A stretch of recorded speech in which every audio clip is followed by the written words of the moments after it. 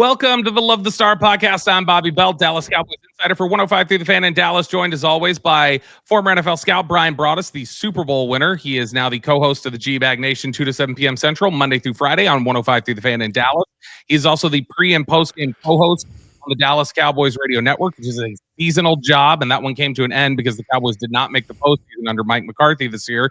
And then Brian is also the godfather of the draft show, which just got going on DallasCowboys.com on Tuesday. Episode 1, fresh launch, new additions, and Tommy Yars from DallasCowboys.com, Vach Lombardi from everywhere, and so we're underway. Brian, we're ready to go. How are things this evening?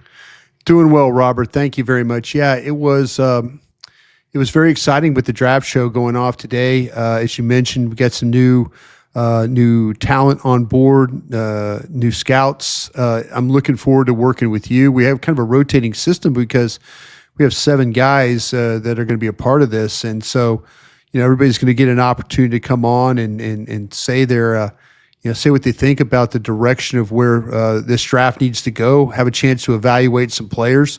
It should be a lot of fun. Today was a good opportunity. I know there was a couple of times where Vach wanted to fight. I wanted to fight him. I think Nick Harris wanted to fight me. There were some things. So I think everybody's getting used to each other off day one. I'll be interested to see how Thursday's action works with all.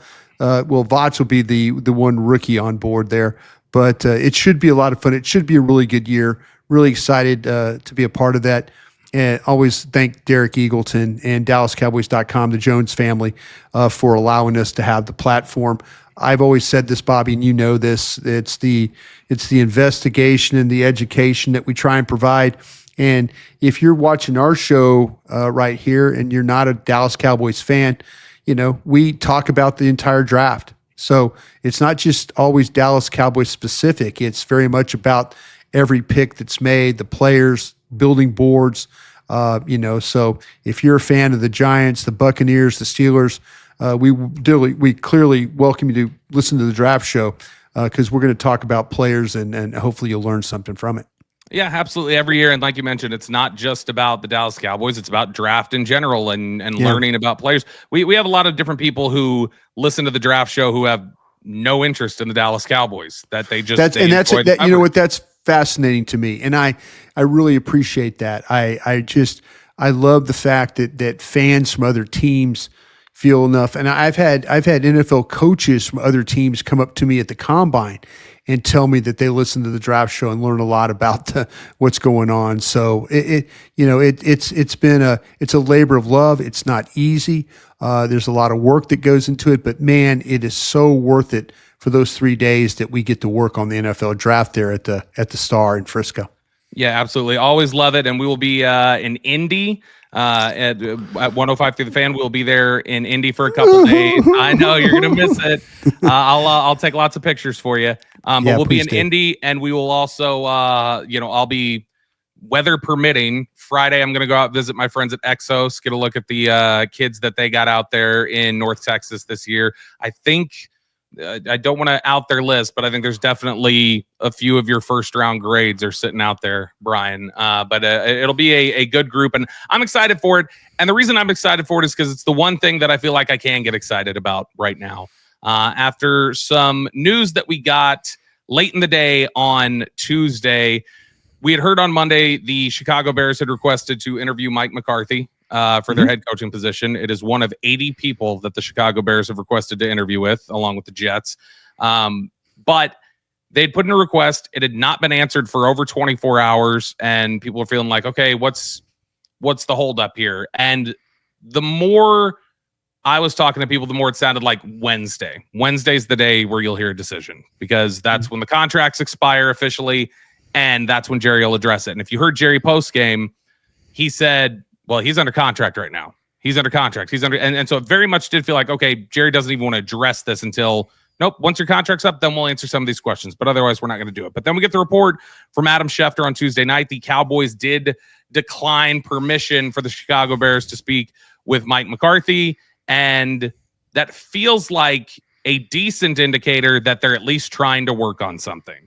If it's not that, boy, there will be a PR hailstorm, I think, for Jerry Jones if he blocked somebody from getting an interview that he was then going to let walk away in a week. That wouldn't go over terribly well, I don't think, in a lot of league circles. But this seems like we're heading towards Mike McCarthy or Jerry's intention at this point, or his preference at this point is he wants Mike McCarthy back. Yeah, Bobby, and everything about it. And I got a hold of a couple of people with the Cowboys after the report came out, and it is absolutely true that they did deny Mike McCarthy the opportunity to interview. Now, what we have to think about here, though, is they denied it during this period. Mm-hmm. What if it doesn't get to, and I'm just asking you this question, and maybe you can, because I think you're really bright about these things.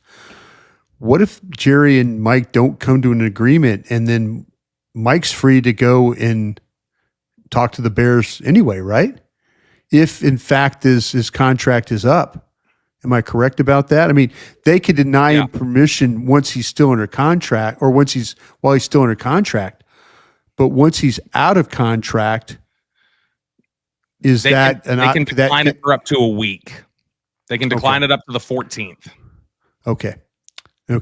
So Mike McCarthy could wait till the 15th. He could wait 8 days from now if he wants to. Mm-hmm. If he wants to, right? I mean, that is an opening for him. Okay. The thing that I'm interested in is now, will Jerry Jones make him an offer that he can live with? And on the number of years, maybe Jerry's going to ask him for some things that, hey, listen, I don't want you to be the primary play caller anymore.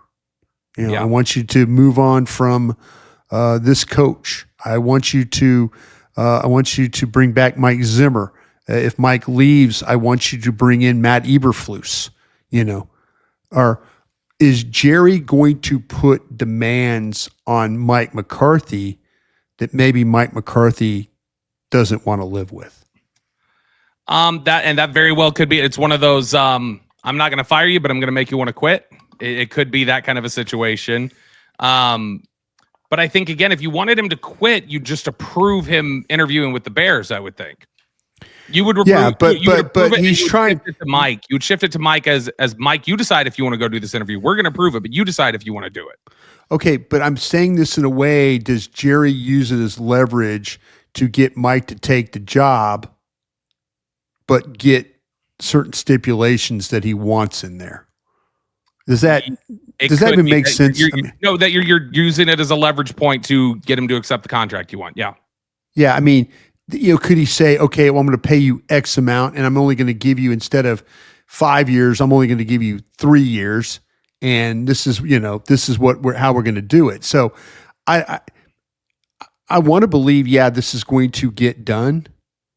But I also there's a side of me that wonders, Jerry Jones going to use it in a way to see how much Mike McCarthy really wants this job, and are there some stipulations that Jerry Jones can get out of it? He probably doesn't want to, my opinion is, if Mike McCarthy were to leave, I think Kellen Moore would get this job. I think he'd be right near the top. I think they would have to do some relationship repair, because I think they angered him pretty bad walking out the door. I think they still think very highly of him. I think on Kellen's but he could be the head coach of the Dallas Cowboys. Yeah. I mean, they would just need to smooth some things over with him. But yeah. And I think Kellen Moore would take the opportunity to be a head coach in the National Football League, right? To take the Dallas Cowboys job.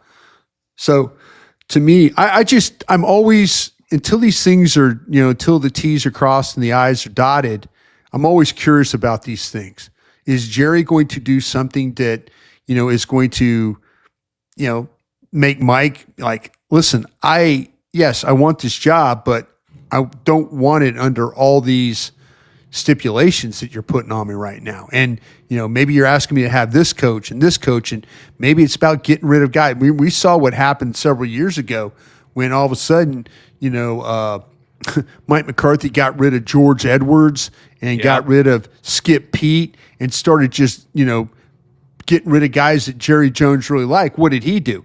He turned around and got rid of Rob Davis and the line coach, at the time. And so, I don't know. I mean, that's what I don't know. that I'm curious if is Mike going to just sign this deal and are there going to be massive changes?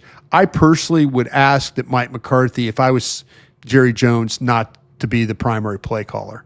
And he'll fight. I think he's fighting. And I'm not interested. And I'm not interested in just go ahead and handing things over to Brian Schottenheimer. Now, you could say, okay, does this hurt Dak? You know, is it one of those things that's going to hurt Dak having to learn a new offense and all that again? I mean, you tell me what you think about that. Yeah, I think that he's going. Is this just totally unrealistic? What I'm even asking? No, I don't think so. I think anything's on the table. Anything's realistic with this football team, and anything's realistic with the way this organization operates. Which the way this organization operates is, all right, lick your finger, put it up in the air, see which way the wind's blowing. Throw some grass in it. It's so remarkably inconsistent. 2 back-to-back Super Bowl titles got Jimmy Johnson fired. Your first losing season for Barry Switzer got Barry Switzer fired. Making the playoffs every year for Chan Gailey got Chan Gailey fired. Jason Garrett got fired with 1 losing season on his record. Mike McCarthy has 2. What's your standard? What is the standard here? The standard is not the Super Bowl.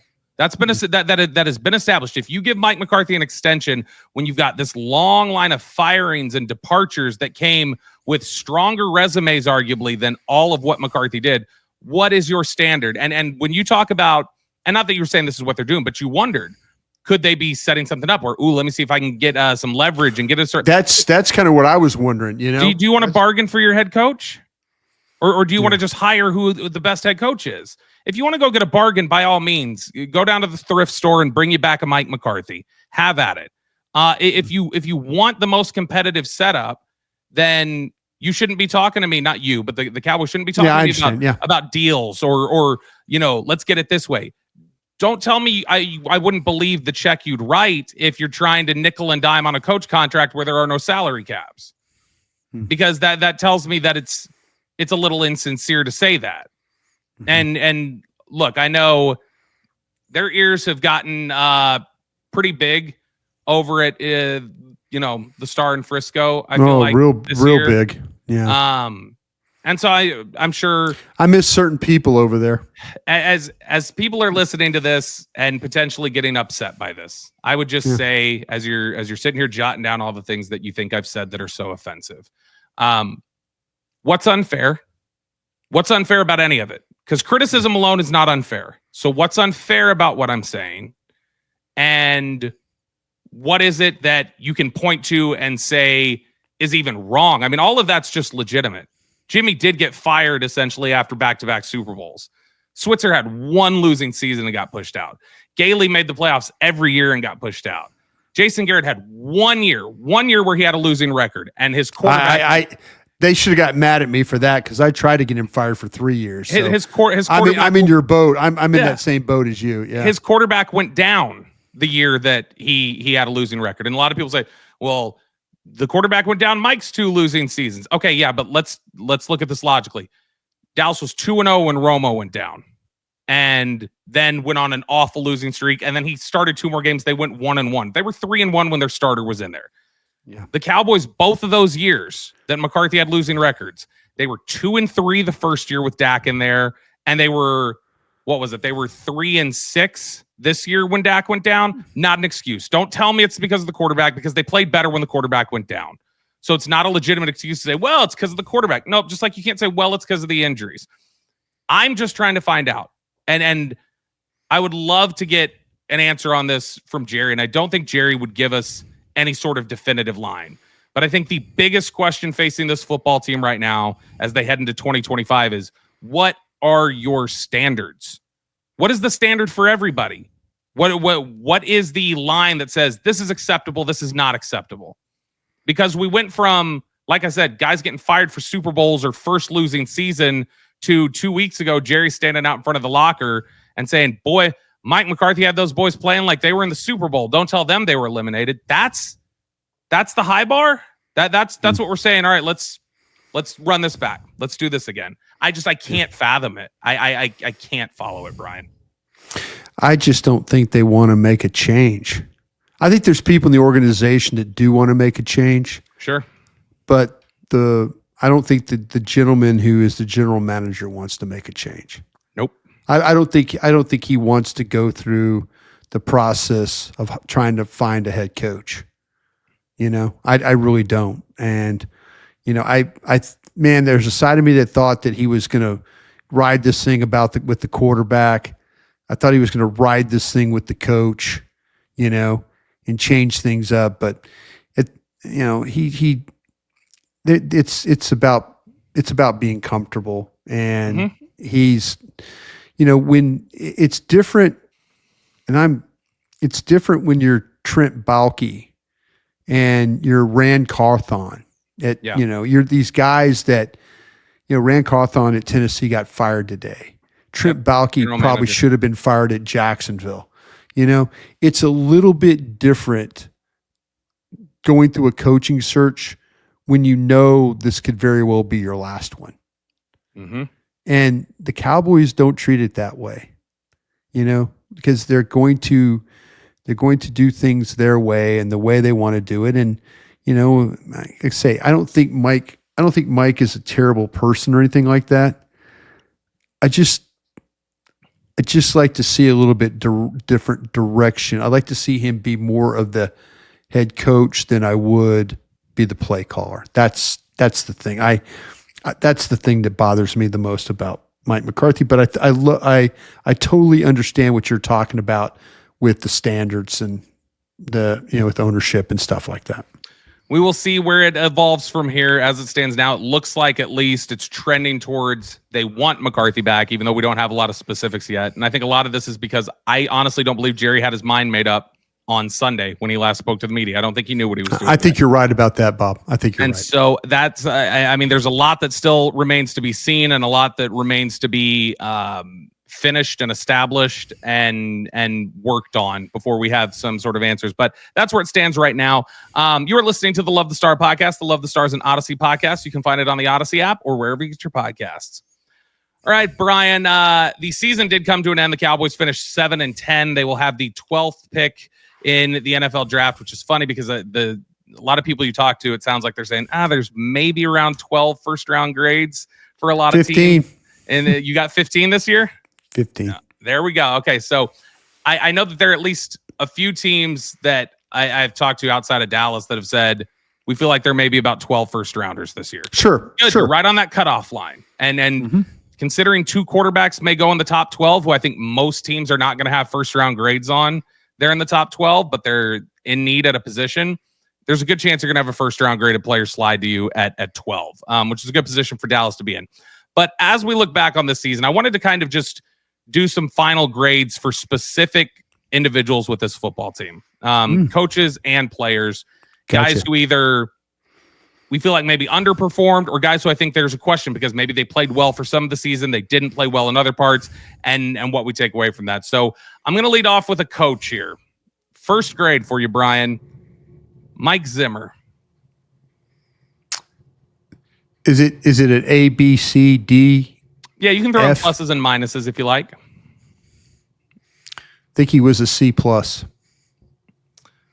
I don't think that's unfair. I might go B minus because of just how depleted the personnel was and how first 8 weeks you're just trying to figure out who can do what you need them to do and who can't. Sure.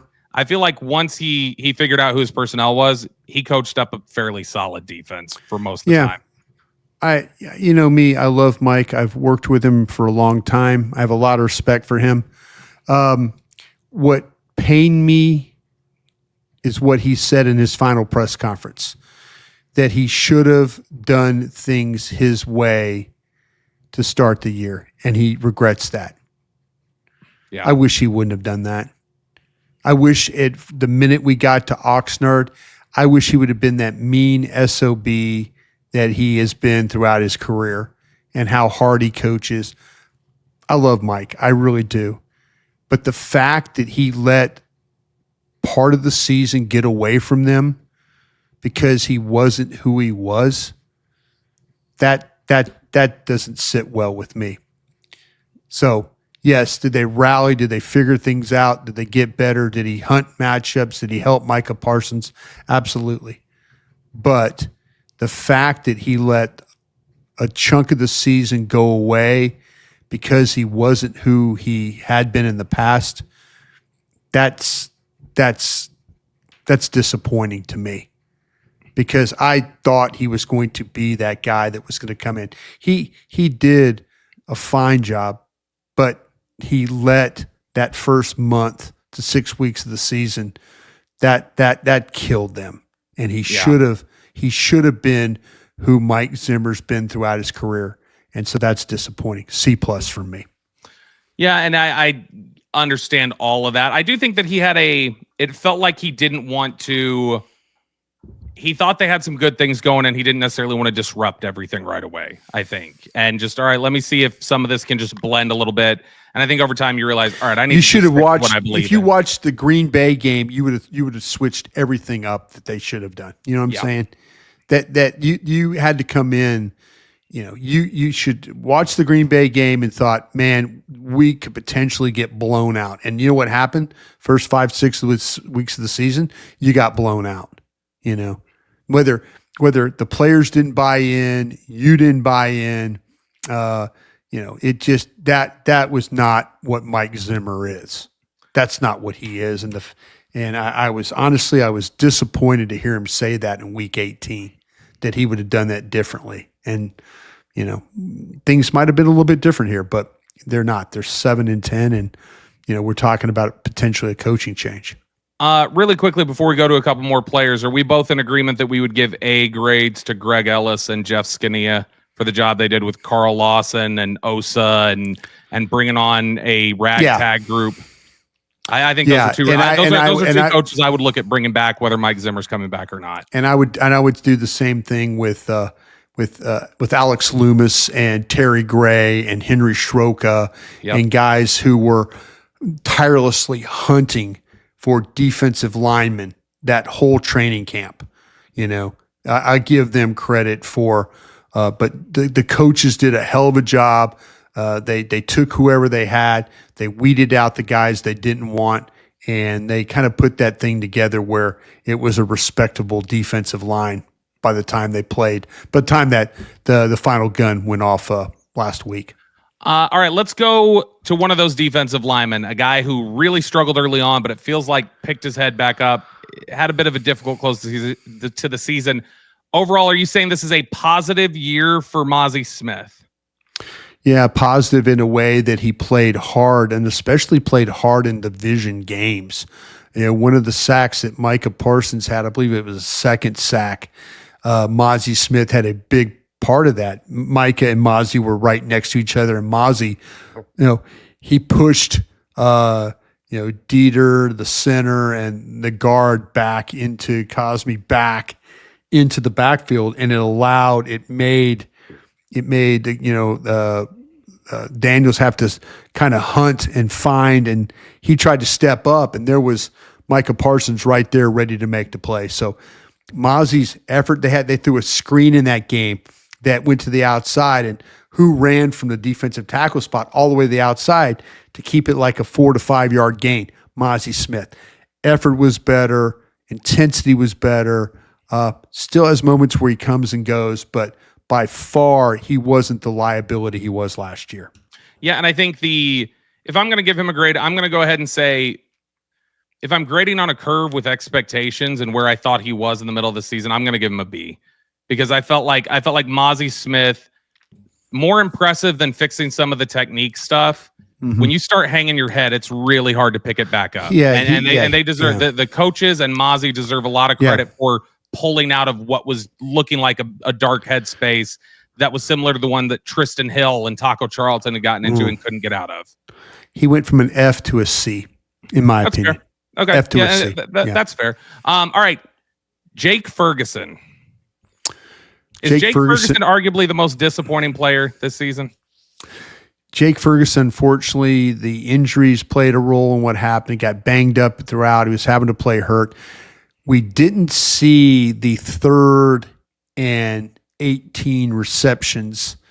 We saw one in that last game where he caught the ball and he goes upfield and he gets a first down. That's Jake Ferguson, jumping over people, running through tackles. We didn't see that all the time. And I think that we came into the season, I know I did, I came into the season talking about him and Kelsey's and those tight ends, those upper echelon tight ends. We talked about him being in that group. That was a disappointing year. That's from expectations of potentially an A to, I think, dropping down to a C with him as well. I think that his year was I think it was very average by his standards, maybe below average. But I would give him a C, dealing with the things he dealt with. But man, I was expecting him to be one of the, when we started talking about, this offense can rumble with throw the ball to Lamb, throw the ball to Ferguson, throw the ball. We don't need a second receiver. We need, that was not the case. He couldn't pick up the slack from, and that was a problem. He didn't have a single fumble the first 2 years of his career. He had 4 this year. Yeah. He had some drops. First 2 years of his career, he had 6 total penalties. He had 7 this year. It was just he wasn't meeting expectations, and he was in some ways regressing a little bit. Now, I know first game, he turns the ankle or the knee or whatever that was. I can't remember if it was knee or ankle. But he dealt with a lower body injury first game of the season. Then he had the concussion. When Dak went out, it feels like when backup quarterbacks walk in, that's usually tight end time. That's all right. There's my safety valve. Here's my guy. Not for Cooper Rush. Cooper Rush does not work the ball to him the same way Dak does. Yeah. And it changed some things for him. Well, let me tell you this, though. Cooper Rush, friendly towards Schoonmaker. If you look at how Schoonmaker from an F to probably a B minus. Yeah, I think that's fair. Look, Schoonmaker, if you go over the last 20 games, go over the last 21, 22 games, Luke Schoonmaker has more touchdowns than Jake Ferguson. Yeah. Weird. That's a little troubling. Yeah, it's a little troubling. But I mean, that's where that is. I hope Ferguson bounces back. I love him. I think he's got a really bright future. Rico Dowdle. Where do we come down from? I'm going B+ for Dowdle. And I might be talked into an A- given how, even when he wasn't getting a ton of opportunities, I thought he was running efficiently all year. Yeah. And he was tough, and he changed the, I know you love the sword. He changed the identity, Brian. He changed the physicality. I'll say he helped contribute to a different physicality level from the somewhere. Ari Timpkin is smiling right now. I love you, Ari. Yes, but I think he changed the physicality. He changed the way this team played football on offense. A-. And you know what? He knew going into camp, and we were into this mode of whether it's Mike McCarthy, Jerry Jones, front office, whatever it was.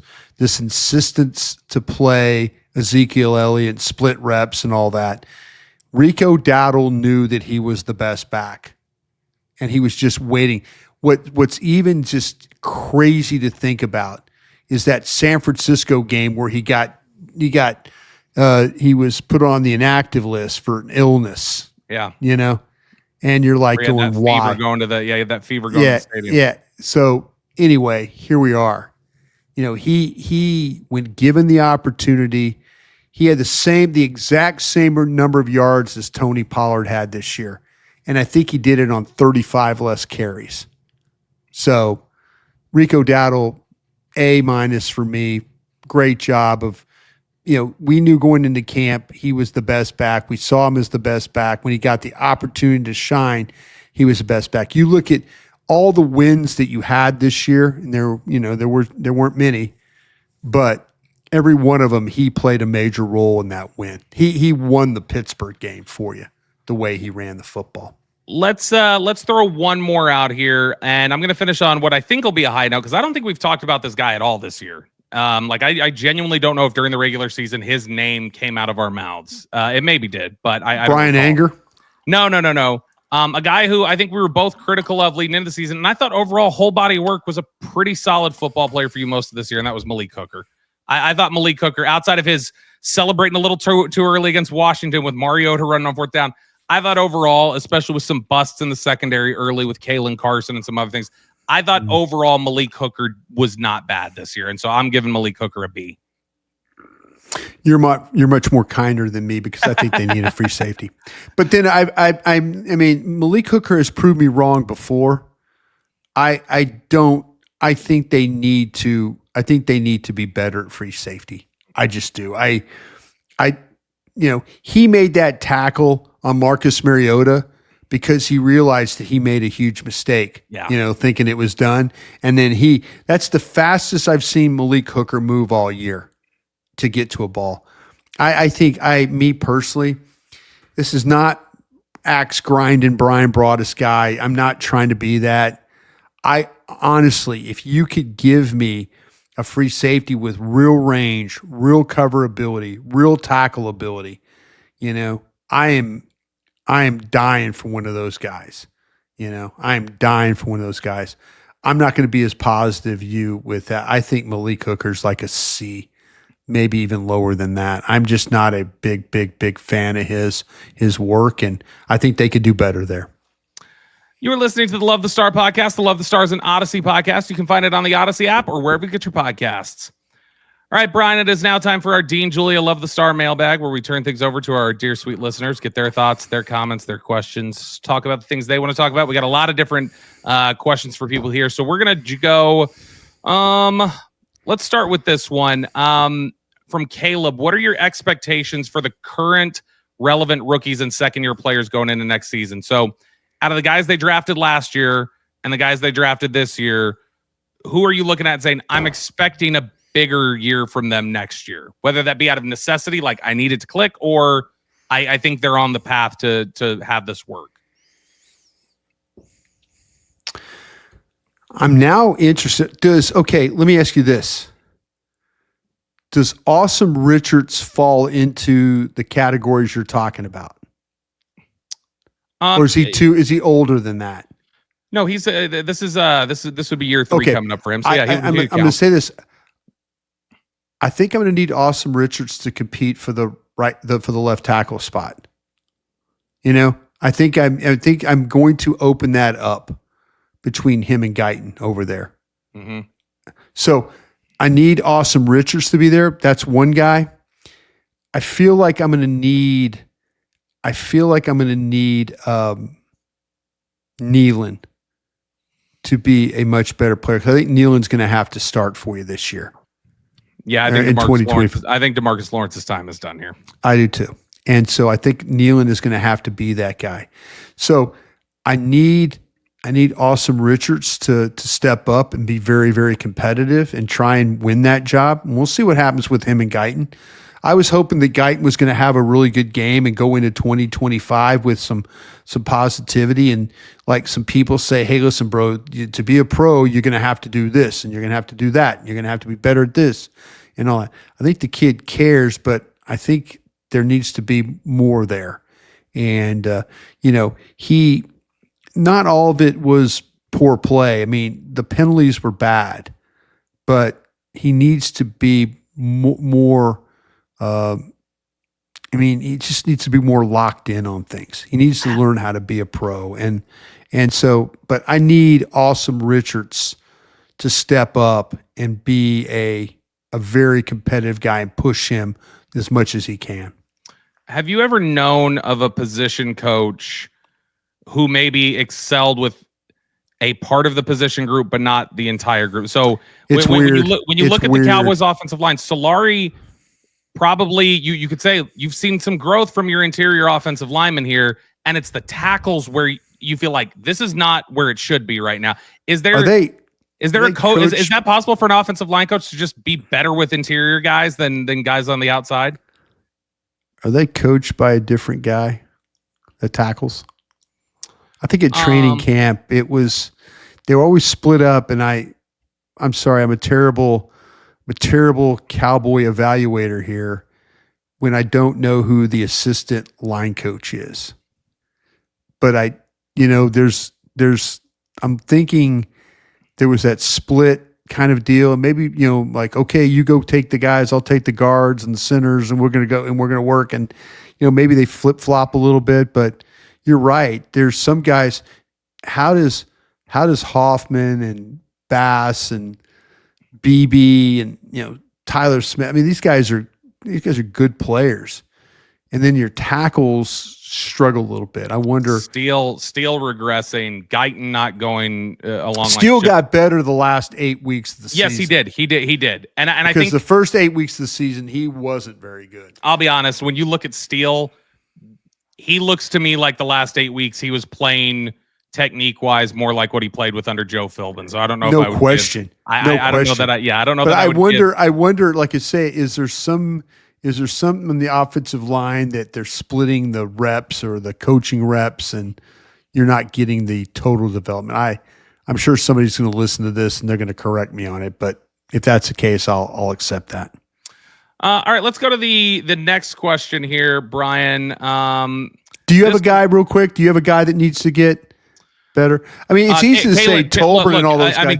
We don't know what Diggs is going to be coming off the injury. We don't know if Jordan Lewis is going to be here. Kalen Carson has to be better. Kalen Carson has to be a lot better. That's and that was a guy they had a lot of high expectations for. You and me both. Now, if you want to talk about a guy who it's not like I need him to be better, but I think he can because of what we've seen. Maris Leofau was really impressive this year.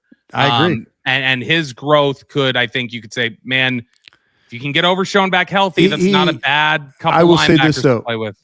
He had a rookie moment where he overran Marcus Mariota because they called a perfect blitz. They went Parsons down, and he's going to fill that gap, and he went too wide, and Mariota went right by him. I mean, he's literally right there for no gain, but he went too wide, and that could have been the ball game. Good call defensively, well executed, but didn't well executed by Parsons to take care of the ball care at the measure point, but bad by Maris to not get the responsibility of that B gap there. Went too wide. Question here from Koufax. If McCarthy is retained and Zimmer retires, who might be some names to look at for DC? Is it too obvious, Brian, for me to say Matt Eberflus? I think Matt Eberflus is probably candidate number one. My second candidate, I would look at Robert Saleh. Too. I'd look at Robert Saleh if I could. If Robert Saleh interviews like for Jacksonville and doesn't get any other interviews, I look at this as the Dan Quinn situation. Now, let's be honest here. Do you want to be in the business where you keep bringing defensive coordinators in for a year at a time? I don't know if that's a good business to be in, but I would look at Robert Saleh, but Matt Eberflus makes a lot of sense if the Cowboys go that route. Does it make sense to, when they hired Dan Quinn, there was a name that there was buzz about last time. They ended up picking Quinn, but there was another head coach. Do you remember who it was that they were talking about at the time? It's a guy who's unemployed right now. Well, it's Ron Rivera? Matt Patricia. Do they call Patricia, or is Patricia entrenched in whatever they're doing in North Carolina, or... Is he coaching in North Carolina now? I don't know if he's officially on staff there. I know he was part of Belichick's brain trust when they were. Oh yeah, no, trying to figure out their next move. Mike Lombardi, my guy, the GM over there. Yeah, he's got to send me a sweatshirt. I need a Carolina sweatshirt for sure. But yeah. I wonder if Patricia when did they interview? They interviewed Ron Rivera for Mike Zimmer's position, right? Yes, I believe they interviewed Rivera. I could honestly see them. Well, calling... when Zimmer got the job, yeah. they interviewed Ron Rivera. Do you think they would call Marvin Lewis? No. I wonder. Matt, they need to either get Robert Saleh or Matt Eberflus. That's who they need to go get. I think that's, and I wouldn't mind if they looked internally to just see if Al Harris might be a good candidate to do it, because there are a lot of people I think who believe in Al Harris there too. I like Al Harris a lot. I really do. All right, let's go now to Brian. Let's go with this one. Colin is asking, with both offense and defense lacking in multiple areas, what position do you attack first in the draft on each side of the ball? Wide receiver and one technique. I'm definitely with you on wide receiver. Obviously, it'll depend on what kind of talent is there. To me, wide receiver's a little top heavy. This draft's pretty deep. Draft's pretty deep at one techniques. Wide receiver's pretty top heavy this year, I feel like. So if there's a first round graded receiver for you, Burden, McMillan, whoever, if they're sitting there at pick 12, I think you have to take them because you need another weapon. You just don't have weapons right now. So I agree with that. Have you seen McMillan? Yes, I've seen McMillan. Yep. Okay. McMillan, Genty, Mason Graham. I believe I have that stacked Genty, McMillan, Graham. Let me look at my notes here. So you went runner, receiver, and then one technique. Yeah, so I have it. The top of my board right now is Travis Hunter, Ashton Genty, Tetero, McMillan, and then you got Graham further down the list. Where you got Hunter? I got Hunter number 1. Oh, you said Hunter. I'm sorry. I was listening. Yeah, I've got Hunter number 1 as a corner, and then I've also got him in the stack as if you want to play him as a receiver, and he's 9th as a receiver. I have him ahead of Burden as a receiver. He's ahead of Burden. I've got him behind McMillan. Yeah. But in general, I think that receiver's a good call. I also think, look, if the best player staring you in the face is Malachi Starks at pick 12, which I don't think he's getting out of the top 10, but if he's sitting there, you may say we could stand to have a better safety, like you mentioned earlier. Like we could use this, so go ahead, get me Malachi Starks and a guy who can, play some nickel, play some safety, do some different things for me. So I think if I can get, go ahead. No, I'm sorry. I was just thinking of something. Go ahead. I'm sorry. I can't. I also can't. I can always use edge rushers, like pure pass rushing. Sure. Get to the quarterback guys. So I would say receiver on offense, and then if I could find a really good safety or edge rusher on defense, I might target those first. Have you seen Barron from Texas? I've not watched him yet. Nope. Okay. Then I was going to ask you him or Burden, the wide receiver from Missouri, but I'll wait on that. I would guess, because here's the only thing about Barron without having seen him yet. So you and I work off of similar starting points. And then I know we talked to some people like, hey, is there somebody I need to be watching here or whatever else? I had asked about Barron, and somebody had said, work on Barron closer to like 3rd round guys. I was like, okay. And so I hadn't even started on Barron yet because of that. But he's somebody who, watching him live without getting on tape, I think he's a good player. But you got to find out a little bit more on him. See, I have him in my stack when I start to I got him in the bottom of the 1st round. I got Hunter, Reville, and Barron. I have Will Johnson, the Michigan corner, in the 2nd round. But I have Barron Barron is just he's a guy who I know, don't quote me, I believe he's the one. We haven't seen the numbers yet. I think he's a short arm guy. Like really short. I'm just telling you, the son of a bitch can play. I know. I mean, he's going to be one of these guys that nobody's talking about right now, and I guarantee you, but I could be way, way wrong about him, and I don't care because I think he's a good football player. No, I like him watching him live. I just have not gotten to him in study yet. But that'll be my next one there. That does it for us here tonight on the Love the Star podcast. Thank you so much for joining us. Hopefully we didn't make too many people angry, or I didn't make too many people angry. You piss a lot of people off over there, Bobby. Keep doing it. You're doing a great job. One Cowboys way. They're not always happy with me, but I love you guys over there. If you're listening over there, I love you. You love me. This is just what we do. It's an emotional time for everybody. For Brian Broaddus, I'm Bobby Bell. Thanks for hanging with us. We'll talk to you guys again later. Hey, thanks for watching. If you enjoyed this video, please don't forget to give it a thumbs up and subscribe to our channel for more content like this. If you want to see more of our videos, be sure to check out our playlist and let us know what you think in the comments below. Also, don't forget to follow us on social media to stay up to date on our latest updates. Links are in the description. Thanks again for watching, and we'll see you in the next video.